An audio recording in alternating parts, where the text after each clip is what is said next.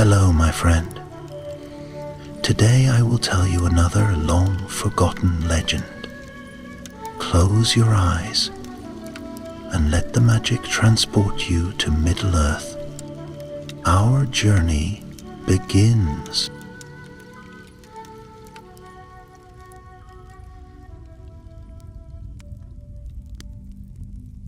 Long ago, before the War of the Ring, before the world knew him as King Elisar, there lived a young man who traveled under many names. In those days he was called Thorongil, the Eagle of the Star, for his keen eyes and swift hand. Few knew his true heritage, that he was the last heir of Isildur, destined to bear the burdens of a fading age. But destiny is shaped not by waiting, but by walking hard roads. And so it was that Thorongil found himself summoned to the great halls of Minas Tirith. Steward Ecthelion, wise and wary, had heard whispers on the southern winds, shadows stirring in the deserts of Harad, ancient and hateful, older even than the tales of men. Strange banners had been seen among the dunes, and merchants spoke of tribes gathering in secret, bound not by kin or kingdom, but by dread. The steward needed a man who could pass unseen, who could win trust or wield steel as needed, who could judge the truth of things hidden. Thorongil bowed low and accepted, knowing that this journey would be unlike any he had faced before. Thus began his venture into the burning south, beyond the green fields of Gondor, past the river Harnen, into lands where the very earth seemed to thirst for blood. For many days he traveled alone, cloaked in the garb of a wandering swordsman. The land grew harsher, the sun fiercer. The rivers dwindled to trickling threads, and thorny shrubs clutched at his boots. Here men lived hard lives and trusted no stranger. Thorongil learned to move quietly, to sleep lightly, and to watch the skies for the great sandstorms that could bury a man and all his hopes beneath a sea of dust. At last he came to a town called Zarig, a place crouched like a scorpion amid the dunes. Its walls were built of red stone, worn smooth by endless winds. Merchants cried their wares in the shadowed streets, spices, glinting jewels, and cruel-looking weapons. Yet beneath the surface, Thorongil sensed unease, a tightness in the voices, a quickness in the glances. Fear walked these streets as surely as the heat shimmered in the air. He took a room in a low inn called the Broken Moon, where the sand drifted in through every crack and the lanterns swung on creaking cords. The innkeeper, a thin woman with eyes like polished jet, asked no questions. She had seen many pass through Zarig. Most did not stay long. In the common room that night, Thorongil listened. Travelers spoke of the children of the Black Flame, a new force rising in the desert. They worshipped something ancient, something that had slumbered since the breaking of the world. Their leader, known only as the Speaker, claimed to hear the voice of the darkness itself. Under his banners, the desert tribes were forgetting old feuds and forging new alliances. Blood had been spilled. First in secret, now in open raids against villages that would not kneel. Thorongil's heart grew heavy. He had seen before how darkness moved, quietly at first, like a snake in the grass, until it struck with fury. But how to find the heart of this shadow? How to strike it down before it could grow beyond reach? The next day, Thorongil sought out the gathering places of the desert men. He found a square where fighters dueled for silver and honor, circling in the dust with flashing blades. Though lean from travel, he he entered the ring, bowing low with mock humility. The crowd jeered at the outlander, but Thorongil moved with a grace they had not expected. His sword sang in the air, and before long he had bested 2 warriors without shedding a drop of blood. The people, drawn by the age-old respect for strength, began to murmur. That night, a man approached him at the Broken Moon. He wore a crimson sash and had tattoos curling along his arms like smoke. "You are swift," said the man in the rough tongue of Harad, "and you are alone. Perhaps you seek more than silver." Thorongil smiled carefully. "Perhaps," he said. "What would you offer?" The man leaned closer. "The speaker seeks men of talent, men who would ride under a new sun, where the weak serve and the strong reign." Thorongil nodded, his heart beating slower, colder. Here was the door he had sought. "I will hear more," he said. And so the trap was sprung, one that he had woven himself. For to defeat the darkness, he would first have to walk among its children. Yet even Thorongil, with all his cunning, could not foresee the trials ahead, the friendships that would be forged and broken, the blood that would stain the sands, nor the ancient evil that waited, patient and whispering, beneath the shifting dunes. The journey had begun, and there could be no turning back.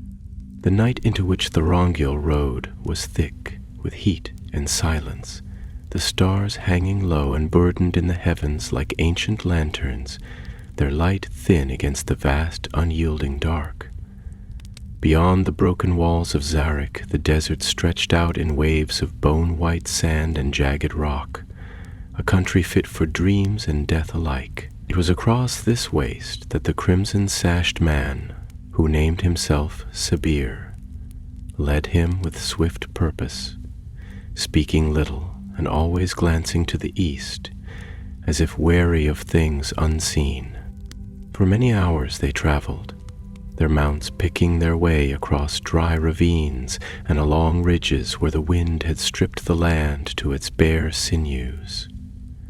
Thorongil kept his hand near the hilt of his sword, though he bore himself with the easy weariness of a mercenary accustomed to many long journeys. Yet his eyes, keen as the falcon's, missed nothing. The strange carvings half buried in the sand, the fires flickering on distant dunes, the signs of many men moving where once the desert had lain still and empty. At last they crested a ridge, and there below, half swallowed by the earth, sprawled the camp of the Children of the Black Flame.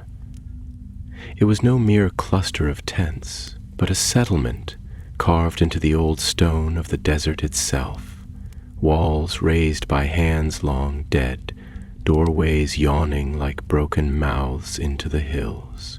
Braziers burned along the paths, casting a lurid glow upon the faces of the warriors who passed to and fro, all marked by the same crimson sign, a stylized flame curling around a black circle.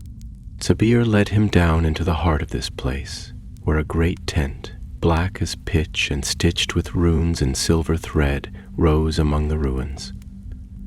There they dismounted, and Sabir spoke a few low words to the guards, who stepped aside, their faces hidden behind veils of cloth. Thorongil was ushered within, and the heavy air inside the tent was thick with incense and the faint coppery tang of blood. Seated upon a raised dais was the speaker. He was a man of indeterminate years, neither young nor yet bowed by time, clad in robes of black and red. His skin was dark as oiled wood, and his eyes gleamed with a light that was not kind. In his hands he held a staff topped by a fragment of dark glass, shaped into a jagged mirror, and Thorongil knew at once that this was no mere tribal chief, but one who trafficked in older, darker power. "You come seeking strength," said the speaker, his voice a deep, resonant whisper that seemed to coil in the air like smoke. "And strength you shall find, if your heart is true and your blade sharper still." Thorongil bowed low, masking the revulsion that stirred within him. "I have no master," he said, "only the will to survive and the hunger for victory."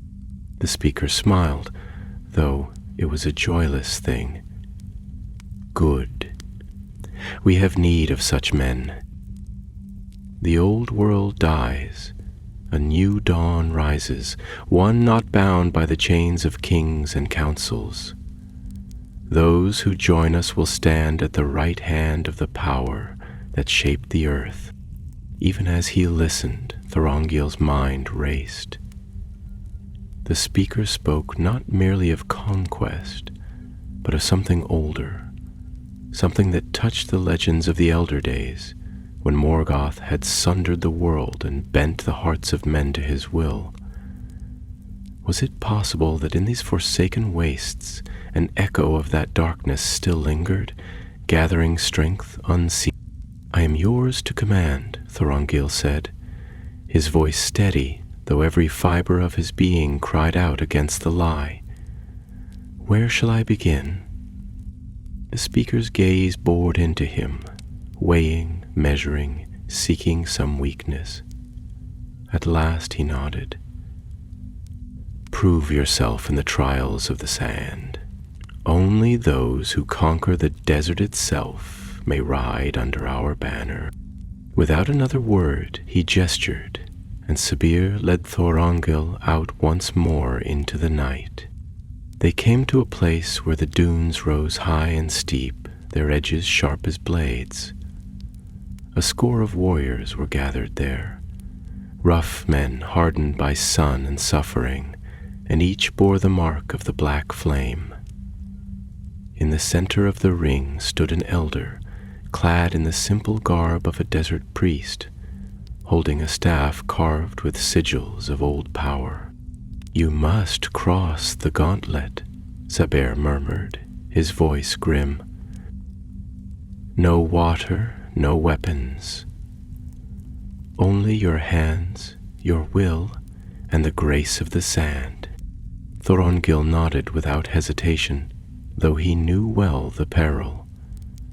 Men could die in the gauntlet, swallowed by thirst, slain by beasts, or torn apart by rival aspirants.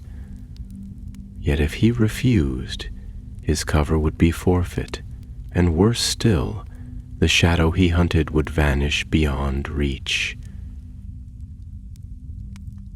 As he stepped forward, the priest marked his brow with a smear of red dust, chanting words in a tongue older than the stones beneath their feet. Then, with a blast of the horn, Thorongil and the others were driven into the dunes like chaff before the wind. The desert closed around him at once, vast and merciless. The stars offered little light, and the sands shifted treacherously underfoot. Around him, shadows moved. Other aspirants, some desperate, some cruel, each determined to emerge victorious at whatever cost. Thorongil moved with caution, conserving his strength, letting others rush ahead to their doom. Here and there, he glimpsed bodies fallen in the sand, the life stolen from them by the desert's hidden teeth. Hours passed, or was it days? Time had no meaning here, only the burning of his throat, the ache of his muscles, and the constant whispering voice of the desert urging him to lie down, to give in, to vanish into dust. But Thorongil was of a hardier breed. He pressed on, drawing strength from the memory of his people, from the songs of the Dunedain sung in the twilight of the north, from the unyielding will that had carried his forefathers through fire and darkness. At last, as the first pale light of dawn bled into the sky, he crested a ridge and beheld a stone pillar rising from the sands, marked with the symbol of the black flame. Around its base, a handful of survivors gathered, their faces hollow and weary. Thorongil stumbled forward, every step in agony, but he did not fall. He reached the pillar and laid his hand upon it, claiming his place among the living. The trial was over. Yet the true danger had only just begun. For now he was counted among the children of the black flame, and the heart of the shadow lay open before him. The days that followed passed like a fevered dream, and Thorongil moved among the children of the black flame as one accepted, though never truly trusted. He learned the signs and the passwords spoken in the camps. He marked the captains and the lieutenants, the ambitious and the cautious alike, and he stored away every scrap of knowledge as a soldier stores arrows before a siege. Yet even as he gained their favor, he perceived with growing certainty that the heart of this gathering was not merely ambition, nor even rebellion, but something darker still, something that walked unseen among the tents, whispering in the ears of men and binding their hearts with invisible chains. It was in the twilight hours, when the fires burned low and the desert sang in long, mournful sighs, that he began to see them. The priests of the flame, cloaked figures who moved like phantoms, carrying small braziers of black smoke and chanting in low voices. Wherever they passed, men fell silent, and even the fiercest warriors bowed their heads. At first Thorongil kept his distance, watching from the shadows, but soon it became clear that if he were to uncover the truth of this place, he must follow deeper into the labyrinth. Thus it came to pass that one night he was summoned to the inner sanctum, the place called the Hall of Ashes, deep beneath the stony ruins. Sabir came to him, silent as ever, and led him through a maze of narrow corridors, past crumbling statues whose faces had been worn away by centuries of sand and sorrow. Down and down they went, the air growing cooler, the silence heavier, until at last they stood before a pair of great bronze doors, marked with the device of the flame coiling around Broken Crown. Sabir pressed his hand to the metal, and with a groan like the dying of the earth itself, the doors swung inward. Beyond was a vast chamber, its ceiling lost in darkness. A ring of torches cast a dim, flickering light, and in the center, upon a low altar of obsidian, rested the object that had haunted Thorongil's dreams, since first he heard the name of the Black Flame. It was the Mirror of Ash. The glass was dark, darker than the void between the stars, and within its surface moved shifting shapes, flickers of pale fire, glimpses of vast ruined towers, faces twisted in agony.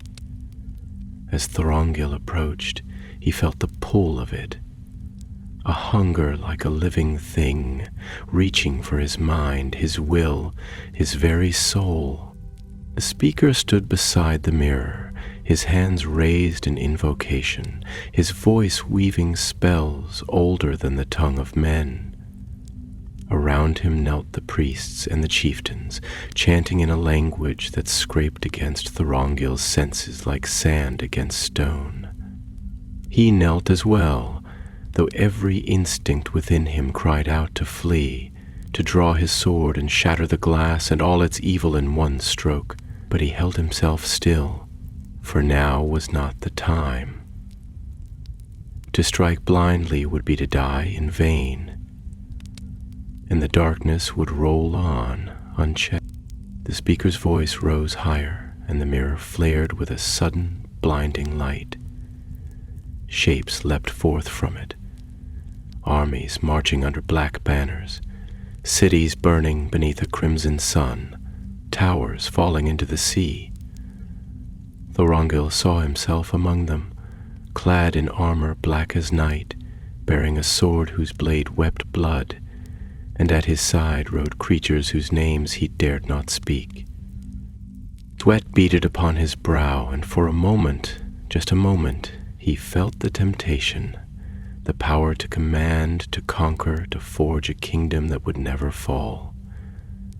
Yet in that dark hour, he remembered the words of Elrond in the House of Rivendell, spoken long ago under kinder skies. A true king is not he who seizes the world, but he who would give all to preserve it. With a supreme effort of will, Thorongil tore his gaze from the mirror, bowing his head low so that none could see the struggle upon his face. When the ceremony ended, the speaker called him forth. "You have been tested," said the speaker, his voice echoing from the stones. "You have looked into the fire and not flinched. Few among the tribes have such strength. Rise, Thorongil of the Sands, and take your place among my chosen." And Thorongil rose, his face a mask of humble obedience, though his heart burned with a cold fury. Thus he was drawn deeper into the councils of the children of the Black Flame. And from that day forth he wore upon his breast the sigil of a black flame within a circle of crimson. Yet even as he seemed to draw closer to the heart of the shadow, he felt its noose tighten about him. The speaker began to speak more openly of their plans. Soon they would march north in force, striking at Gondor's southern borders. The outposts of men unprepared and scattered would fall like dry leaves before a storm.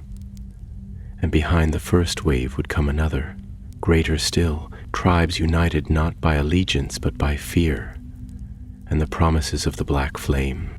Thorongil knew then that his time grew short. To strike alone would be madness, yet to remain among them much longer would be to risk his very soul. He must find allies if any remained. He must light a fire in the desert before the darkness could overtake all. And so, as the sun set over the endless dunes, painting the world in hues of dying gold, Thorongil slipped from the encampment, his steps swift and silent, seeking those few who might yet stand against the coming storm. Little did he know that betrayal was already coiling about him like a serpent, and that before the sun rose again, blood would stain the sands redder than the setting sun.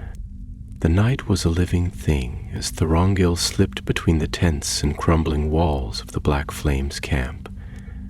The air hung heavy with the smoke of burning oils and the scent of men who lived too long in the sweat and dust of the desert.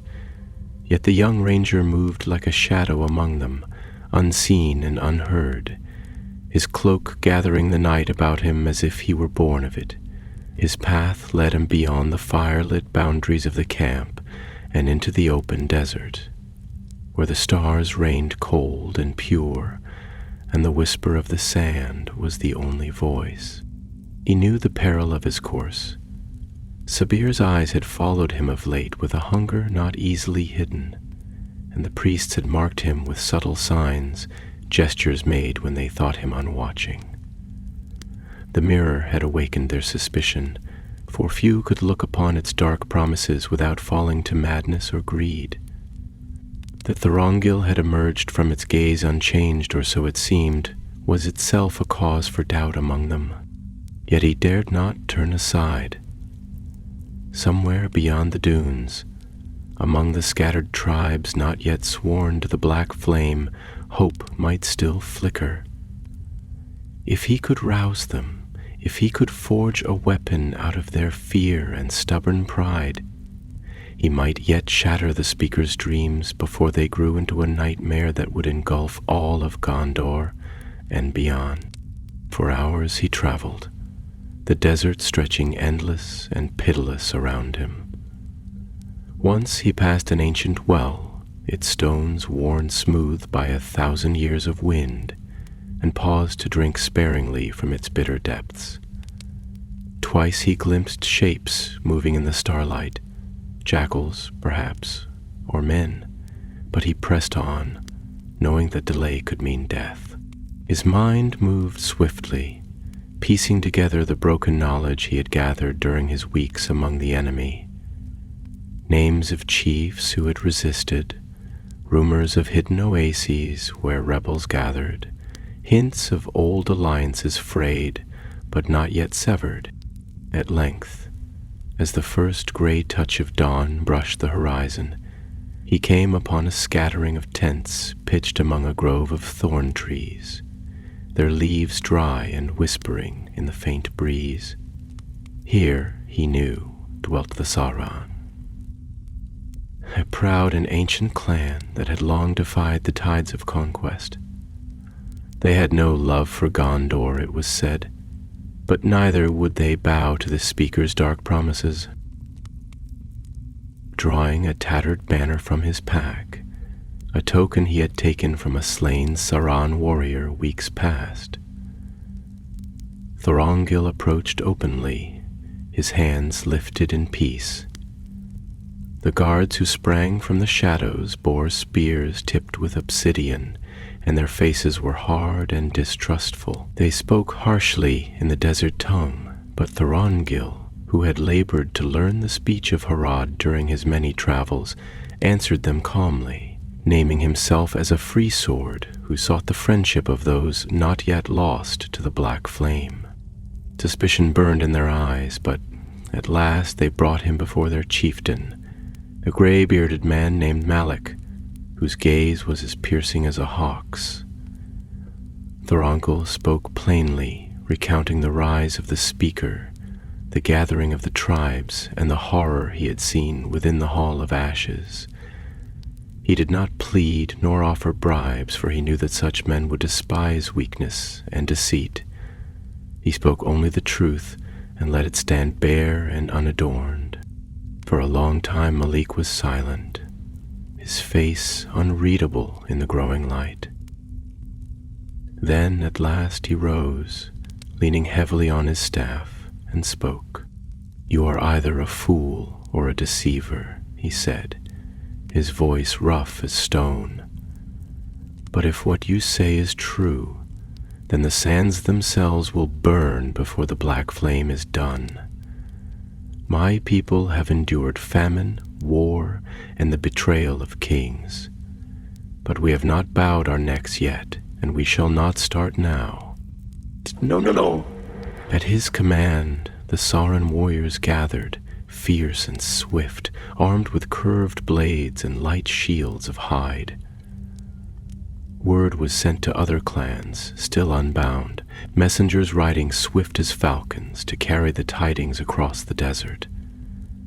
Thorongil, weary beyond telling, allowed himself a moment's rest, knowing that soon he would need every ounce of his strength. Yet even as hope stirred faintly, trouble was already upon him. That night, as the Sauron prepared their defenses and made ready to march, a rider came out of the darkness, his horse lathered and stumbling. Blood streamed from a gash upon his side, and he gasped out his news before collapsing at Malik's feet. The black flame was moving. A host had been sighted not 5 leagues distant, marching swiftly across the dunes, guided by traders who knew the hidden ways.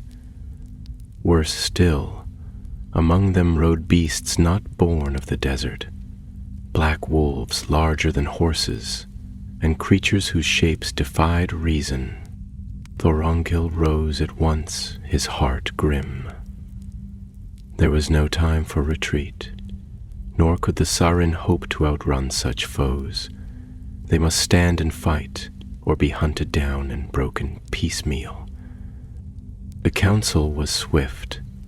Malek named Thorongil as a war leader, though many grumbled at the thought of a stranger commanding their spears. Yet Thorongil bore their glares without flinching, and when he spoke, his voice carried the weight of one who had seen great battles and lived. "We cannot match them in open war," he said, his words measured and sure. "But the desert is our ally. We will strike from the rocks and the gullies, where their numbers are useless. We will bleed them with 100 cuts and vanish before they can strike back. We will turn the sand against them, though it was that they laid their plans beneath the stars, drawing maps in the dust and speaking in low, urgent voices." The Sahran moved swiftly, setting snares, preparing ambushes, and hiding their strength where the dunes swallowed sound and sight. When dawn came, it found the warriors of the Black Flame advancing into a killing ground, their banners bright and terrible against the pale sands. The battle for the soul of the desert had begun. The morning rose with a harsh brilliance, casting the desert in a cruel light that revealed every crevice and every trembling leaf upon the thorn trees. The sands shimmered with false rivers and phantom pools, and the breath of the earth itself seemed to pant beneath the rising heat. Upon this stage of shimmering death, the forces of the Black Flame marched, their armor gleaming like oil upon water, their banners whipping in the restless wind. At their head rode the speakers' captains, fierce and proud, their eyes searching the barren land for signs of prey, but seeing little and understanding less. Yet Thorongil and the Saran knew the ways of the desert, and they moved unseen, slipping from shadow to shadow, their weapons wrapped in cloth to dull their gleam, their faces hidden beneath veils of dust and sand. They lay in wait among the dry gullies and broken stones, where the wind carved hidden paths and the earth offered sudden shelter. The young ranger crouched among them, his keen eyes measuring every movement of the enemy, his heart steady and grim. He knew that the first blow must fall with the weight of a mountain, and that surprise was their greatest ally. When the signal came, a cry like the call of a desert hawk, the Sauron rose as one from their concealment. Arrows blackened the sky, falling with deadly precision upon the leading ranks of the Black Flame. Cries of alarm and pain rang out, and confusion rippled through the enemy like a crack spreading through glass. Before they could recover, the Sauron charged, swift and silent, falling upon the disordered warriors with spear and sword. Thorongil led from the front, his blade a flash of cold light amid the dust and din. He fought not for glory nor for hatred, but with the cold precision of one who knows that the fate of many hangs upon the edge of his sword. His every strike was measured, every movement born of long years of toil and hardship. Around him, the Sauron pressed the attack, striking and withdrawing, never lingering long enough for the enemy to rally. The battle raged through the long hours of the day, surging like a tide across the dunes. 3 times the Black Flame's captains tried to form a shield wall to bring their greater numbers to bear, but each time Thorongil's warriors harried their flanks, breaking their formations with sudden strikes and vanishing before they could be pinned. The desert itself seemed to fight for the Sauron. The soft sands bogged down the heavy-foot soldiers, the blinding sun stole their strength, and the shifting winds turned their cries for aid into whispered mockeries. Yet the forces of the Black Flame were many, and the Sauron were few. As the day wore on, Thorongil saw the tide beginning to turn. Fresh enemy troops pushed forward, their ranks less shaken, and among them moved the dark priests, chanting spells that made the very air tremble with hidden power. From the ranks of the enemy came forth creatures twisted by foul arts, jackals with burning eyes, serpents grown to monstrous size, and men whose flesh bore the marks of unclean sorcery. Thorongil rallied his warriors, gathering them upon a ridge crowned with jagged rocks. There they made their stand, the desert falling away before them in a wide slope that offered no shelter to the enemy. The Sauron planted their spears and set their shields, and Thorongil moved among them, speaking words of courage and hope, his voice carrying over the clamor like a steady drumbeat. "We fight not for conquest," he said, "nor for gold, but for the freedom of this land and all who dwell upon it. Let the desert bear witness. We shall not fall while one breath remains within us." The enemy came on in a great wave, shouting and roaring, the ground shaking beneath their charge. The Sauron met them with a terrible cry, and for a time the ridge was swallowed in dust and the clash of steel. Thorongil fought at the forefront, his sword flashing, his shield ringing beneath countless blows. Around him fell the brave men of the desert, but they gave as good as they received, and the sands drank deeply of the blood of both friend and foe. And it was in the heart of this tumult that Thorongil found himself face to face with Sabir. The crimson-sashed man had cast aside all pretense of loyalty, and his eyes gleamed with the madness born of the mirror's promises. His blade was dark with some foul enchantment, and his voice was a hiss of hatred as he struck at Thorongil, driving him back step by step. For long minutes they dueled upon the ridge, their swords ringing out a grim song. Thorongil fought with all the skill and strength at his command, but Sabir was tireless, his attacks fueled by some dark force that lent him speed and savagery beyond mortal limits. Twice Thorongil's shield was split, and blood flowed from a deep cut upon his shoulder. Yet he did not yield, for he saw beyond the battle before him to the greater war that hung in the balance. With a cry that summoned the last reserves of his strength, Thorongil fainted low, and then struck high, his blade driving through Sabir's guard to pierce his heart. The traitor staggered, his mouth opening in a silent curse, and then fell to the sand, the light fading from his eyes. But Thorongil had no time to savor the victory, for the enemy pressed hard, and the ridge trembled beneath the weight of their assault. Malak fell, struck down by a spear even as he slew the priest who led the charge. Others of the Sauron fell beside him, and the line wavered, threatened with collapse. Seeing the peril, Thorongil raised his sword high, its blade catching the sun's dying light, and cried aloud in the tongue of the north, a name forgotten by the world, but still mighty in the ears of the brave. With a shout, the Sauron rallied, and together they drove the enemy back down the slope, scattering them like leaves before the storm. The battle ended as the sun sank low, painting the sky with fire. The Black Flame's host lay broken across the sands, and the survivors fled into the wastes, pursued by the vengeance of the desert. Thorongil stood upon the blood-stained ridge, his body weary beyond reckoning, his heart heavy with sorrow for the fallen, yet filled also with a fierce, enduring hope, for they had won a great victory that day.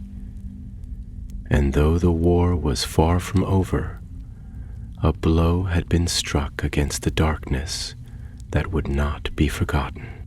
As night fell and the stars kindled once more above the silent dunes, Thorongil turned his face northward, knowing that his journey was far from ended, and that greater trials yet awaited him beyond the veil of shadow. The night after the battle was a solemn thing, and the desert seemed to sigh beneath the weight of what had passed. Among the wounded and the dead, the Sauron moved with the quiet reverence of a people who had long known the cost of survival. They tended their fallen with songs low and mournful, songs that spoke of the endless wheel of life and death, and the journey of the soul across the vast rivers of the sky. Thorongil moved among them, offering what comfort he could, binding wounds with rough skill learned upon many battlefields, though no salve could mend the wounds of the heart. At the center of the encampment, by a fire kindled from the thornwood trees, Malik's body was laid out, wrapped in the finest cloth the Sauron possessed. Though grief etched every face, they sang no laments of despair, for they held that the brave did not pass into oblivion, but rose instead among the stars to guard their kin from afar. Thorongil knelt by the bier, bowing his head in silent respect, feeling keenly the loss of the old chief who had trusted him when so many others would have cast him out as a stranger. When at last the rites were complete and the fires burned low, Thorongil gathered the surviving warriors to him. Their number was sorely diminished, and many bore wounds that would mark them for life, yet in their eyes there burned a fierceness that no enemy could quench. They looked to him now, the stranger from the north, not with suspicion, but with the steady gaze of men who would follow where he led, even unto death. Standing among them, Thorongil spoke of what must come.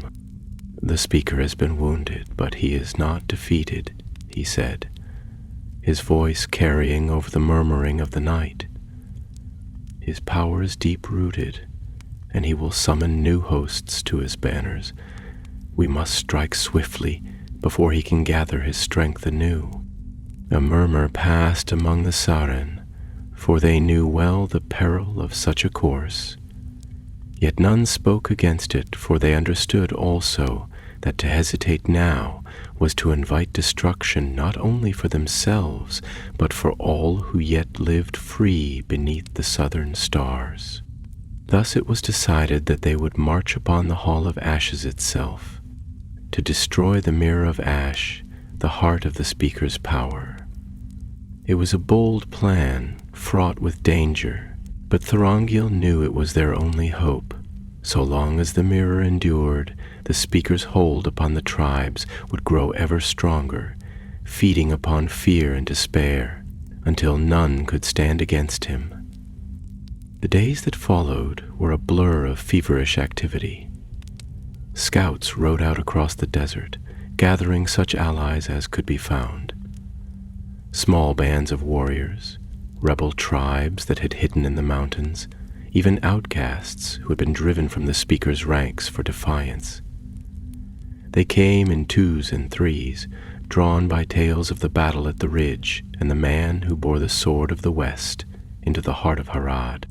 Thorongil labored among them without rest, forging a ragged host out of disparate peoples, binding them with oaths of common cause. He taught them the tactics of the north, how to strike from concealment, how to move swiftly across the dunes, how to set ambushes and feints to confuse and divide the enemy. In return, he learned their ways, the songs they sang to the stars, the signs they read in the shifting sands, the secret wells hidden from the maps of men. At night he would sit beneath the stars, sharpening his blade by the light of a small fire, and think of the paths that had led him here, from the green hills of Eriador to the sun-blasted wastes of Harad, from the hidden halls of Elrond to the scorched stones of Zarek.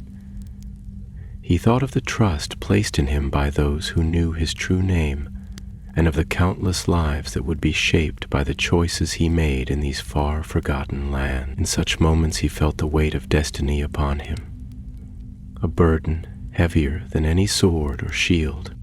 At last the day came when all was ready. Under a sky as pale as bone, Thorongil led his host across the desert, moving by night to escape the watching eyes of the black flame.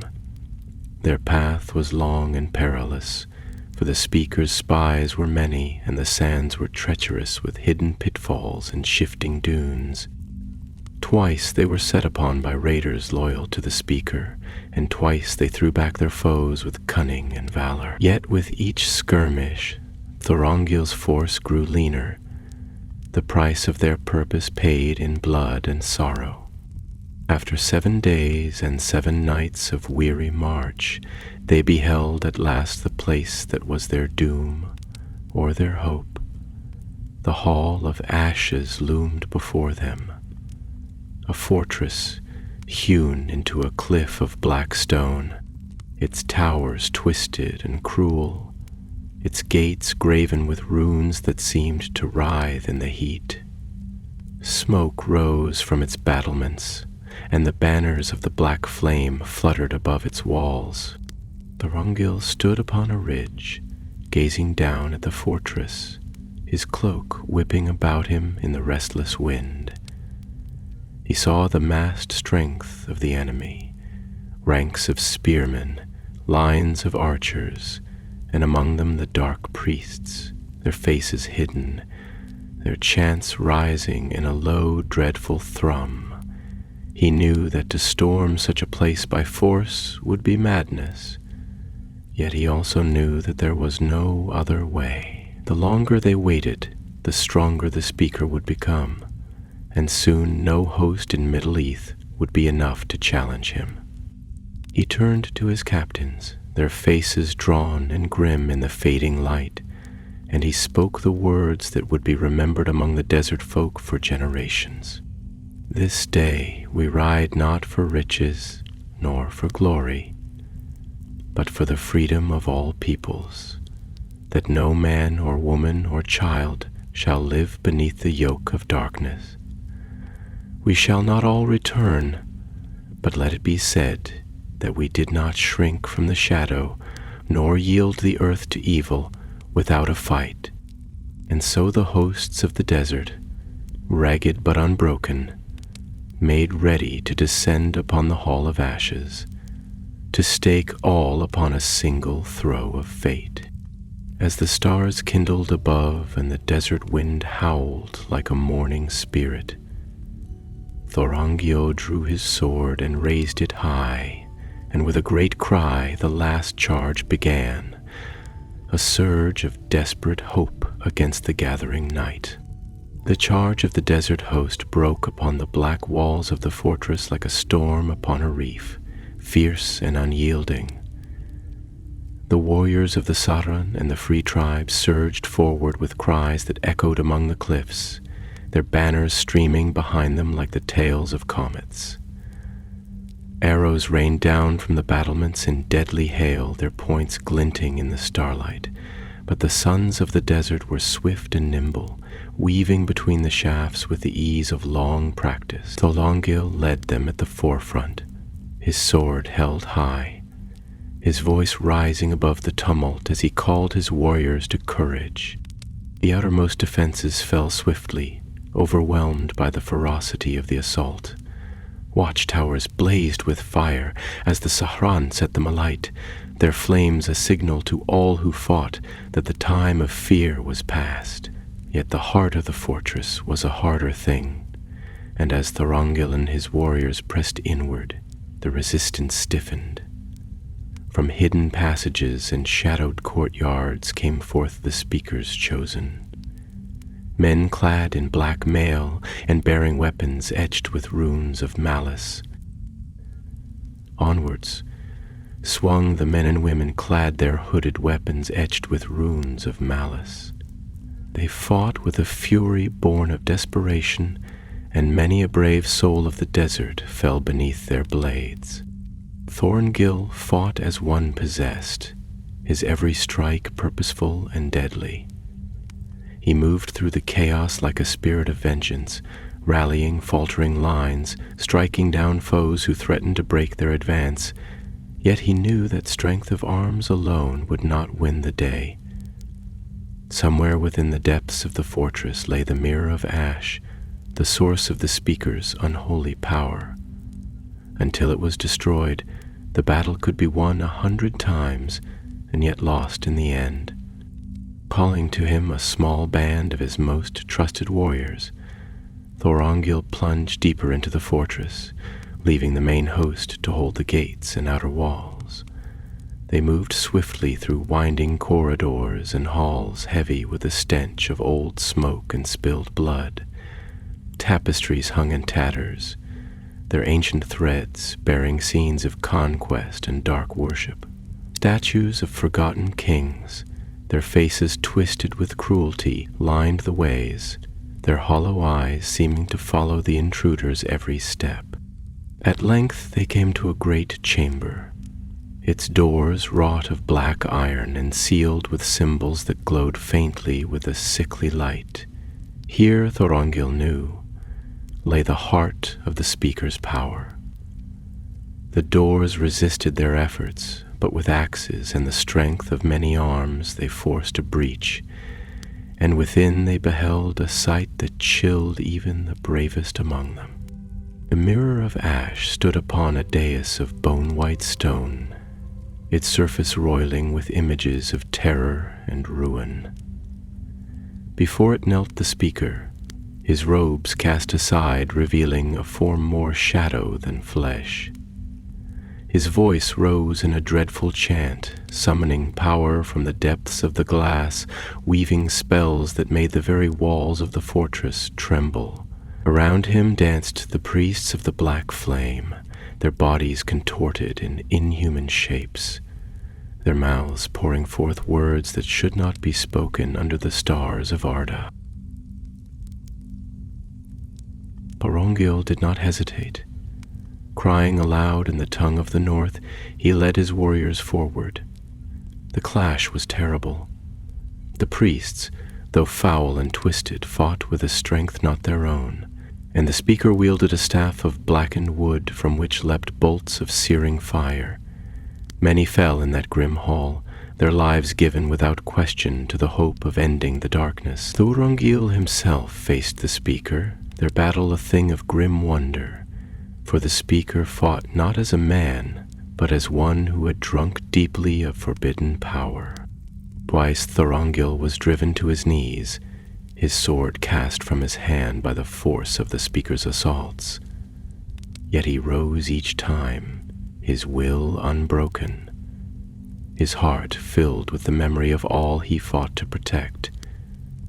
The white towers of Minas Tirith, the green fields of Rohan, the hidden vales of his own people in the north. Drawing forth a dagger from his belt, he sprang forward even as the speaker raised his staff for a final, killing blow.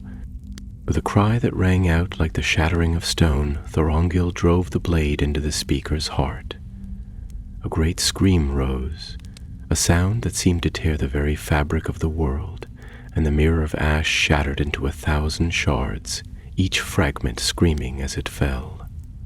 A shock wave of dark energy burst forth, hurling Thorongil and his warriors to the ground, extinguishing the torches and plunging the chamber into darkness.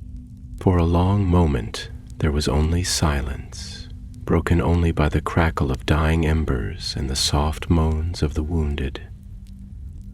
Slowly Thorongil rose to his feet, his body battered and bleeding, but alive. The speaker's form lay still upon the dais, his body already crumbling to dust as the power that had sustained him fled back into the void.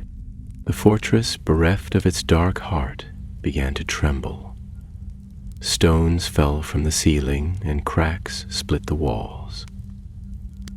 Thorongil called to his warriors, gathering the survivors to him, and together they fled the Hall of Ashes, bearing with them the wounded and the fallen. They burst forth into the night just as the first tower of the fortress collapsed inward, burying forever the last remnants of the speaker's blasphemous power. The desert greeted them with cool winds and a sky ablaze with stars. Word quickly spread among the warriors who still fought upon the outer walls, and when they saw the black banners falling and the enemy fleeing in confusion, they raised a great cry of victory that echoed far across the sands. Thorongil stood amidst the broken host, weary beyond telling, his armor rent and his sword notched, yet his spirit burning with a fierce and quiet joy. The battle had been won, and the darkness driven back, yet in his heart he knew that this victory, hard won though it was but a single stroke against a shadow that would not easily be banished from the world. As dawn broke over the desert, painting the sands in hues of gold and crimson, Thorongil looked to the horizon where the road north began, and he felt again the pull of distant duty, the summons of a fate that would one day call him to greater deeds and darker trials. But for this day at least, the desert was free, and the children of the black flame lay broken among the shifting sands. The days that followed the fall of the Hall of Ashes were a strange and solemn time. The desert, which had so long been troubled by the tread of marching armies and the whisper of dark prayers, seemed to breathe again, its winds no longer carrying the scent of blood and terror, but the clean, harsh breath of an ancient land set free. Yet though the banners of the black flame had been cast down and the mirror of ash destroyed, Thorongil knew in his heart that evil such as this was not easily undone. Nor would the wounds left upon the souls of men be swiftly healed. The tribes that had rallied to his cause gathered upon the plain beneath the ruined fortress. They came bearing their dead, laid upon litters woven from the thorn branches, and they built great pyres of stone and wood, atop which they placed those who had fallen in the last desperate assault.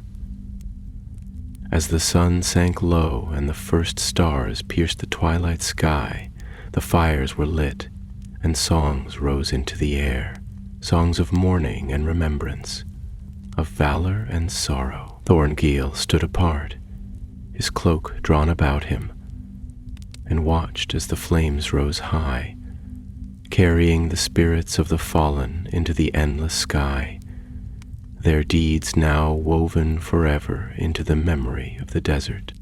Among the Saren, a new chieftain was chosen, a young warrior named Hymene, who had fought at Thorongil's side in the deepest halls of the fortress. He was strong and wise beyond his years, and his voice carried with it the promise of renewal.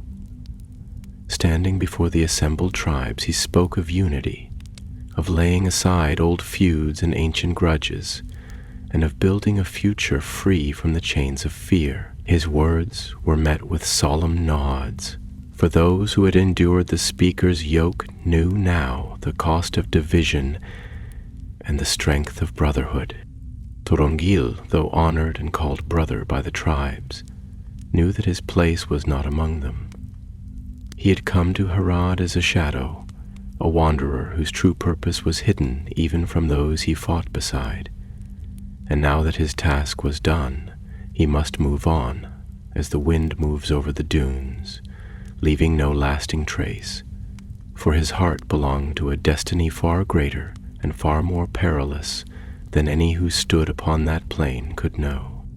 Thus, when the fires had burned low and the last songs had faded into the hush of the desert night, Thorongil called Hymene and a few trusted captains to him.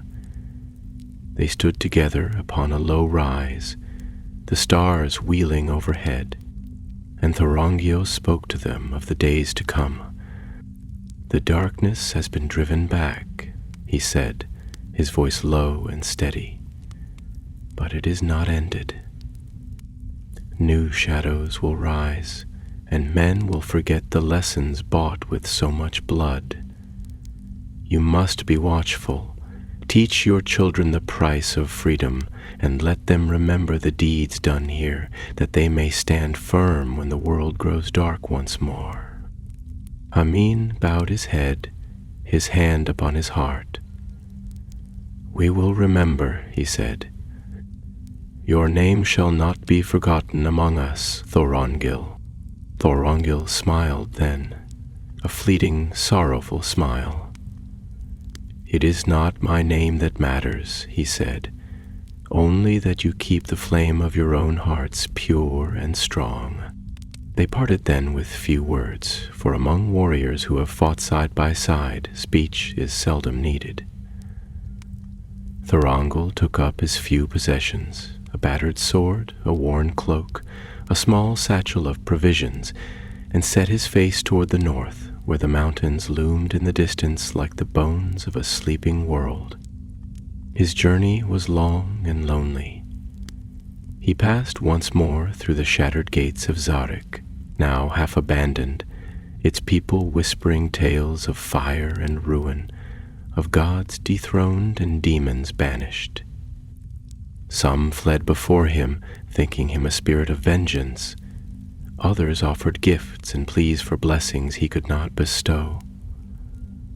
Thorongil tarried nowhere, for the road called to him, and his heart was troubled with thoughts of the wider world.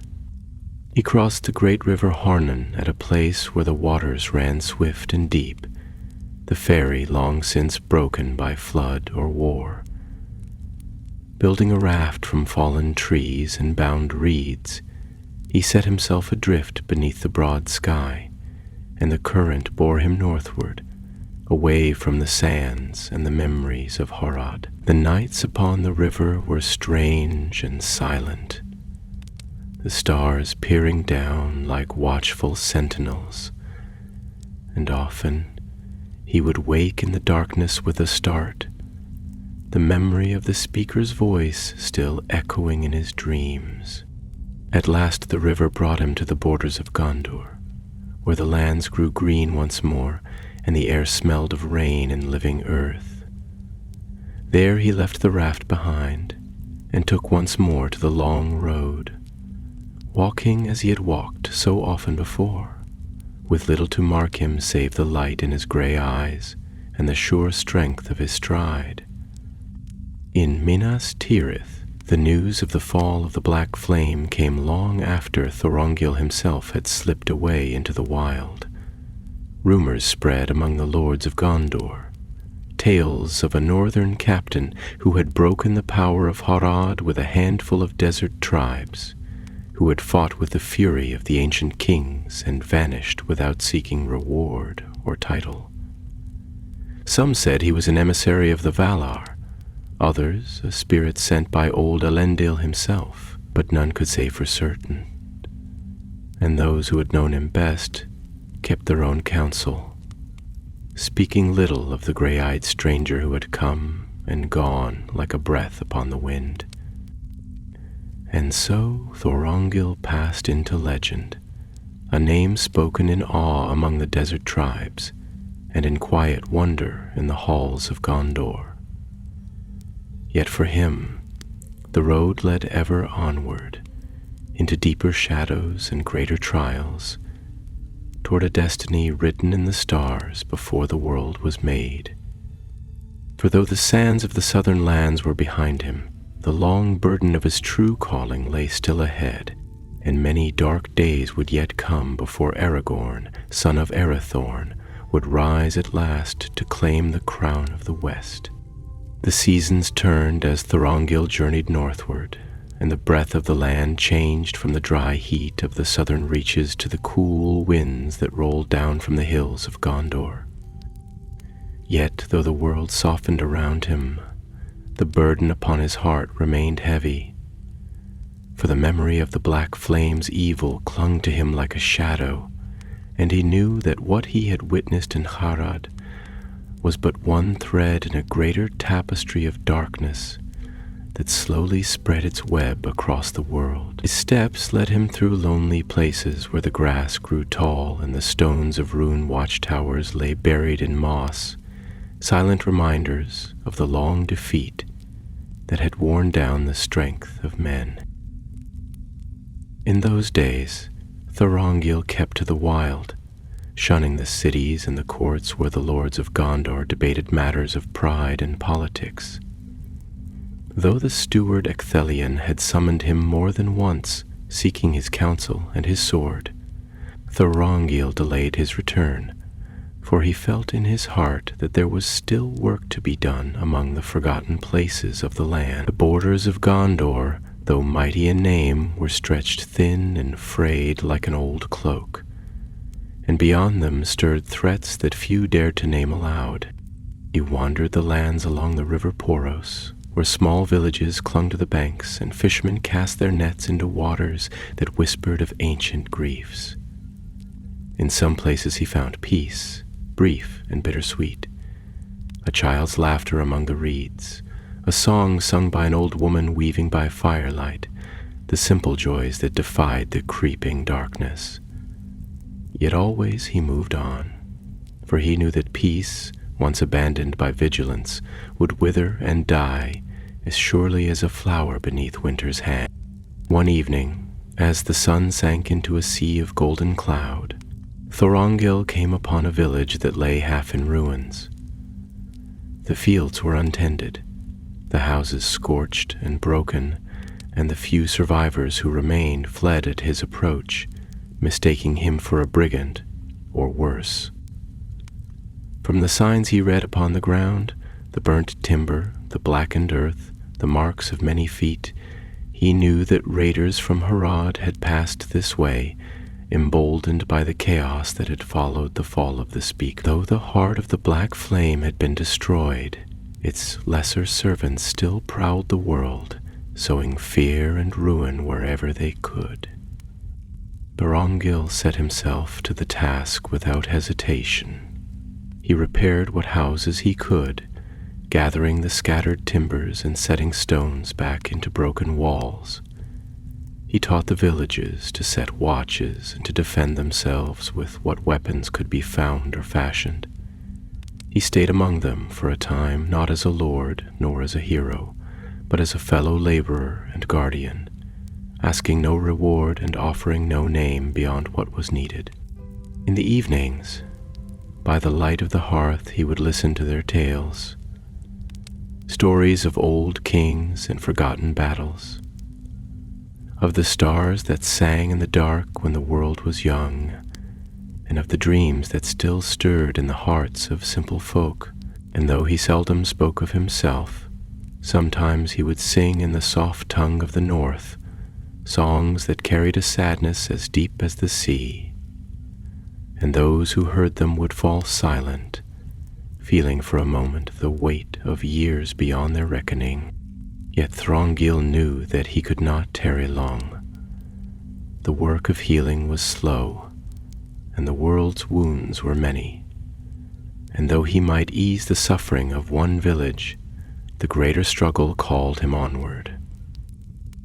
One morning, before the first light touched the hills, he slipped away, leaving behind only a handful of words carved upon a stone by the river. Be watchful, be brave, hope remains. His road led him then toward Pelargir, the great harbor of Gondor, where the ships of the Southron lands sometimes came, bearing goods both fair and foul.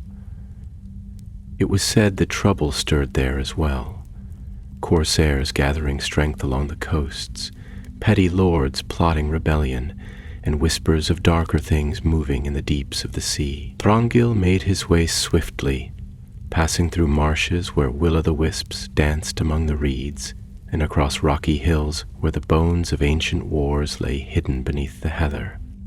As he came nearer to Pelargir, the scent of salt filled the air, and the cries of gulls echoed across the wide waters. Ships rocked in the harbor, their sails furled and their masts like a forest of dead trees against the morning sky. Thorongil entered the city by the lesser gates, clad in a plain cloak and bearing himself like a simple traveler, for he wished not to draw attention to himself until he had learned what manner of danger festered within those stone walls. The streets of Pelargir were a tangle of narrow alleys and broad market squares, filled with the clamor of merchants hawking their wares, spices from distant lands, silks embroidered with strange sigils, weapons of curious make, Yet beneath the bustle and color, Thorongil sensed a tension like the hush before a storm. Armed men loitered at the corners, their faces hard and watchful, and more than once he glimpsed messengers slipping into shadow doorways, bearing tidings best left unspoken. It was not long before he learned the truth. The captains of the Corsairs, long enemies of Gondor, had begun to make secret alliances with discontented lords within the city, plotting to overthrow the steward's rule and seize Pelargir for themselves. Already the harbors had seen strange ships anchored under cover of night, and men who answered to no banner but their own moved freely through the city. If left unchecked, the rebellion could spread like wildfire, threatening not only Pelargir but all the southern provinces of Gondor. Thorongil's path was clear. Though he was but one man, he could not turn away. Quietly he made contact with those who remained loyal to the steward, shipwrights, captains, old soldiers who had fought in better days. Together they laid their plans, gathering strength in secret, waiting for the moment when they could strike a blow for Gondor before the traitors moved openly. Night after night, Thorongil moved through the hidden places of Pelargir, gathering information, sowing fear among the conspirators, and preparing the city for the battle that would surely come. His name was not spoken aloud, but among those who fought for the White Tree there grew a whisper that the Northmen had returned, and that where he walked, hope would follow. The days in Pelargir darkened swiftly, though the sun still shone bright upon the white stones of the harbor. It was a darkness of the heart, not of the sky, for fear and suspicion had taken root in the city like creeping ivy upon old walls. Thorongil moved among the folk as a silent watcher, gathering the strands of the hidden web that the Corsairs and their allies had spun. He marked the ships that bore black sails by night. He listened at the taverns, where rough men whispered over cups of bitter ale, and he learned the names of those lords whose loyalty to Gondor had withered in the shadow of greed and ambition. It was a grim work and perilous, for the traitors were cunning and swift to silence those who pried too deeply. Twice Thorongil was pursued through the twisting alleys by knives in the dark, and once he fought upon a rooftop against a corsair captain whose blade was poisoned. Yet Thorongil prevailed, for his skill was born not of vanity, but of long necessity, and he bore the iron patience of those who knew that a single moment could change the fate of kingdoms. When he judged that the time was ripe, he summoned the loyal captains to a hidden council in the depths of the old shipyards, where the hulls of half-finished vessels loomed like the bones of ancient beasts. By the flickering light of torches they laid their plans, a swift and sudden strike before the Corsairs could bring their full strength to bear, to seize the harbor and burn the black ships where they lay at anchor. The night chosen for the assault was moonless, and a mist crept up from the river, cloaking the city in a heavy shroud. Thorongil and his men moved like shadows, slipping from street to street, gathering in small bands until the hour struck. Then, with a single cry, the call of a seabird, rising above the fog, they fell upon the Corsairs with a fury that brooked no delay. The battle was fierce and swift, a storm of blades and fire that raged through the docks and warehouses. Thorongil led the charge himself, striking down the traitor lords who had dared to sell their city for gold and empty promises. The Corsair ships, trapped in the harbor, were set alight, their sails bursting into flame, and the waters of the Anduin burned red beneath the night sky. Men fought upon the decks as the fire consumed their vessels, and the cries of the dying rose with the smoke. a grim song that carried far out to sea. Amid the chaos, Thorongil sought the flagship of the Corsair fleet, a great black galley whose prow was carved in the likeness of a serpent. He fought his way across the docks, gathering a handful of loyal men to him, and together they boarded the vessel even as the flames crept higher. On the deck they found the Corsair admiral, a great brute of a man clad in dark mail, his face twisted with rage and fear. They met in a clash of steel beneath the burning stars, a battle fierce and terrible, for the admiral was a mighty warrior and fought with the desperation of one who sees his doom before him.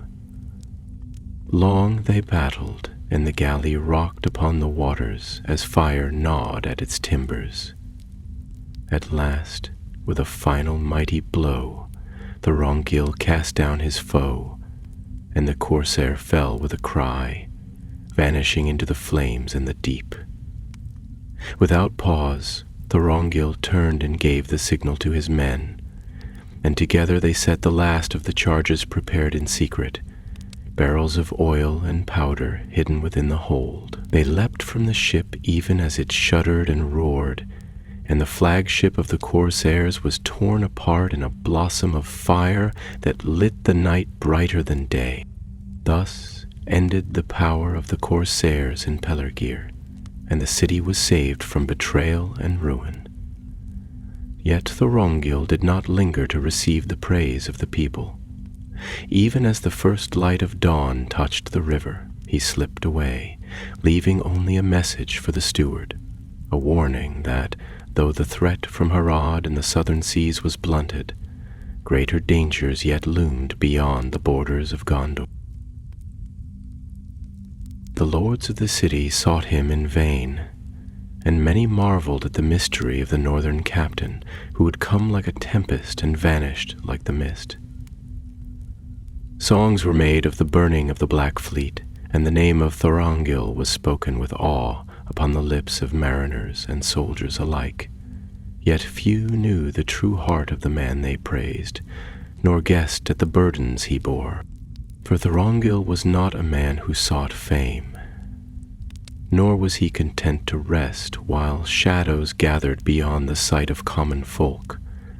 His path lay ever onward, into deeper perils and darker places, where the hope of men flickered like a candle before the storm. He bore with him the knowledge that evil, though cast down for a time, would rise again, and that the true battle for the world's fate was yet to come. Thus, alone and unheralded, Thorongil passed from Pelargir into the wild, turning his steps eastward where rumors spoke of darker stirrings. Whispers of nameless servants of Sauron gathering strength in the lands of near Harad, of dark towers rising beyond the southern deserts, of black banners unfurled beneath a sickle moon. And though the road was perilous and the end far beyond sight, he did not falter, for the blood of kings ran in his veins, and the memory of the first age burned still in his heart. Beyond the mountains and the deserts, beyond the rivers and the fields of battle, his destiny awaited, a destiny of sword and sorrow, of hope and sacrifice. And Thorongil, known to few and destined to be known to all, walked steadily toward it, as the stars wheeled overhead and the world turned slowly beneath his feet.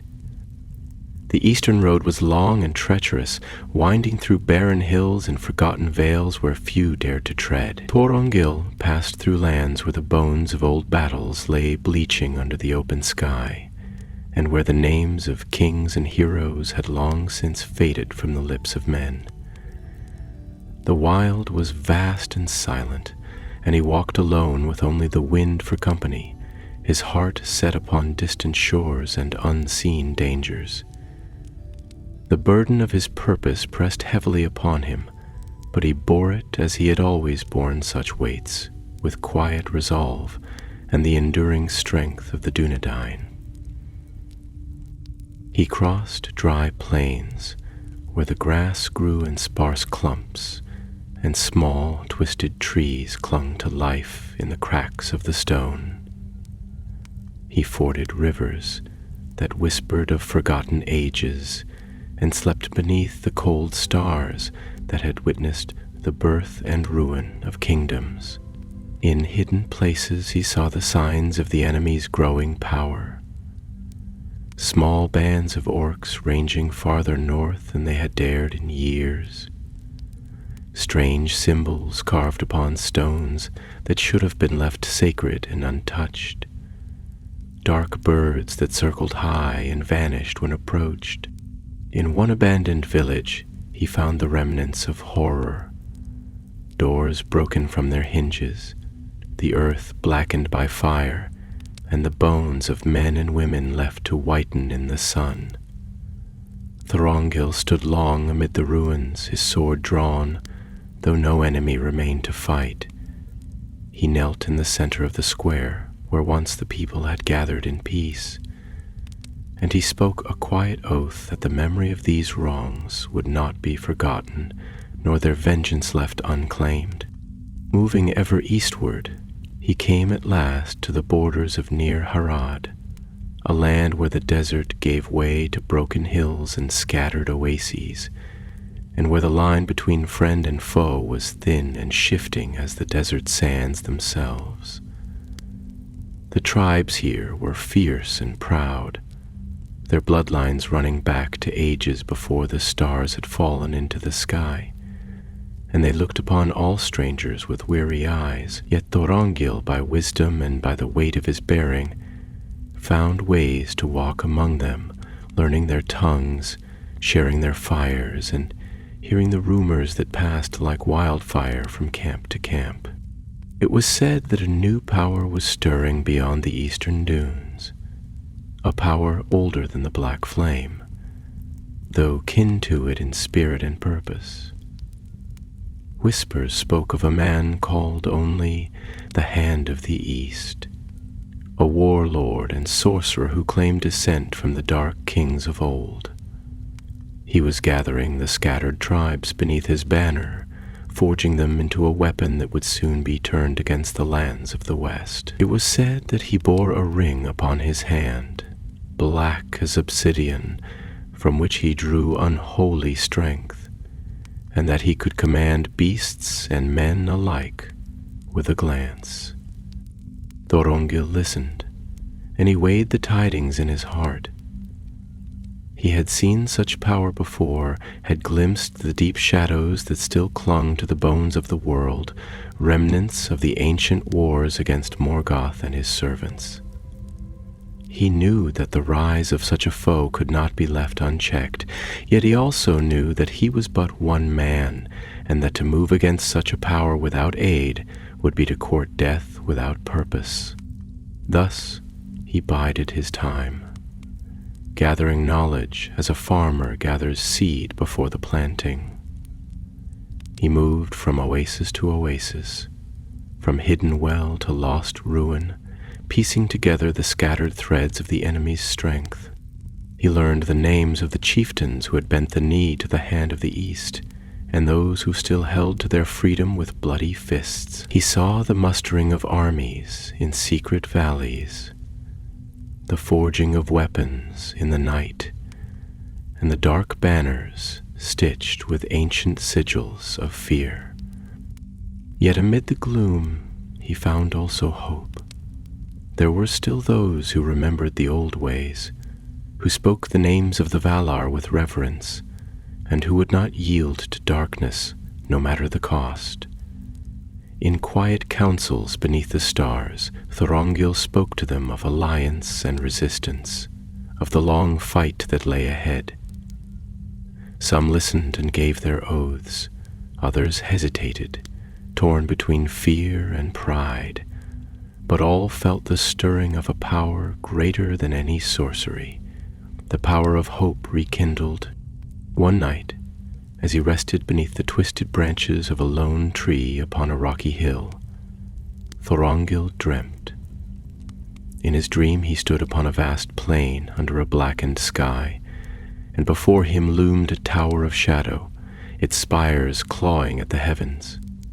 From its windows streamed a darkness that flowed like smoke, and within that darkness he saw countless faces, men, women, and children, their eyes hollow, their hands outstretched in silent pleading. And from the summit of the tower a voice called out, not in words, but in a terrible hunger that sought to devour all light, all hope, all life. Thorngull awoke with a start, the dream lingering in his mind like a bitter taste. He knew that it was no common dream, but a vision sent by powers he scarcely understood, a warning and a summons alike. He rose and girded himself, checking the blade at his side and the bow slung across his back. His path was clear now. He would not turn aside nor rest until he had done all that could be done to thwart the rising of this new shadow. And so, beneath a sky heavy with stars and silence, Thorongil set forth once more, his figure small against the immensity of the wild, but his will burning with a light that not even the deepest darkness could extinguish. The days that followed were hard and bitter, for Thorongil pressed ever deeper into the lands ruled by the shadow of the Hand of the East.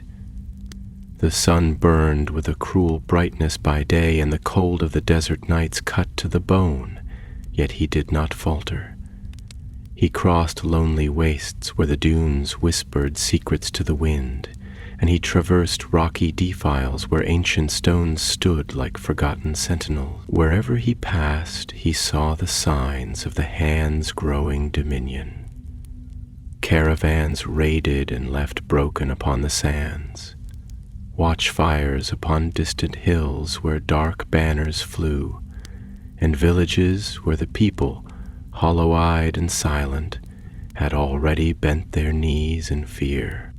At last, after many weary leagues, Thorongil came to a place that the desert folk called Karnathra, the Red Hollow, a hidden valley veiled by steep cliffs and guarded by enchantments of old.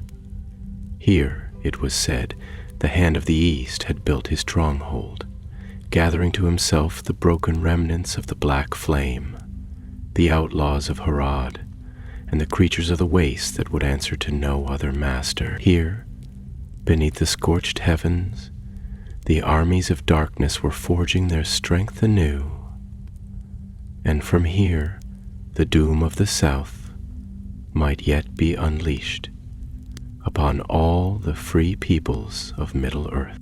Thorongil watched from a crag high above the valley, cloaked in dust and shadow, and his heart grew heavy with the sight.